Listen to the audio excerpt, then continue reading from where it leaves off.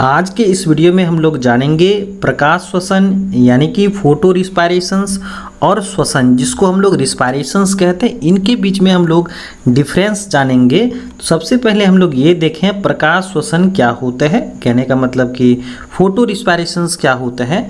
तो हम लोग लिखेंगे पहला में कि यह क्रिया जो है ना केवल हरित कोशिका में संपन्न होती हैं, यानी कि प्रकाश श्वसन जो प्रक्रियाएं होती हैं, फोटो रिस्पायरेशंस जो प्रोसेस होता है कहाँ होती हैं, यह केवल हरित कोशिकाओं में होती हैं, यानी ग्रीन सेल्स में होता है। लेकिन जब श्वसन की प्रक्रिया की बात करते हैं तो यह सभी जीवित कोशिकाओं में संपन्न होता है।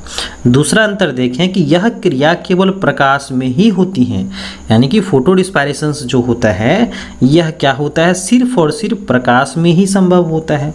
लेकिन श्वसन की जो प्रक्रियाएं होती हैं ना वह प्रकाश और अंधकार दोनों में होता है। तीसरा डिफरेंस हम लोग देखें कि यह क्रिया जो होता है ऑक्सीजन के उच्च सांद्रता पर होती हैं, लेकिन श्वसन की प्रक्रियाएं जो है यह ऑक्सीजन की सांद्रता पर बहुत कम निर्भर करती हैं। चलिए अगला अंतर है कि यह क्रिया माइटोकॉन्ड्रिया, क्लोरोप्लास्ट, पेरोक्सीसोम्स में होती हैं, लेकिन श्वसन जो होता है ना यह माइटोकॉन्ड्रिया के साथ साथ कोशिका द्रव में संपन्न होती हैं। अगला अंतर देखें कि यह क्रिया जो होता है यानी कि प्रकाश श्वसन जो होता है इसमें H2O2 का निर्माण होता है, लेकिन श्वसन की प्रक्रिया में क्या होता है, कार्बन डाइऑक्साइड का निर्माण होता है।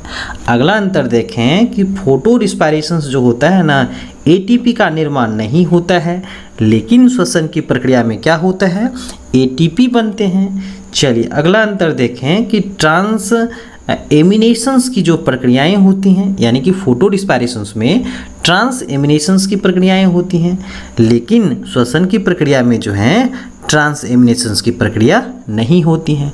तो आज हम लोगों ने देखा कि प्रकाश श्वसन यानी कि फोटो रिस्पायरेशंस और रिस्पायरेशंस में क्या अंतर है।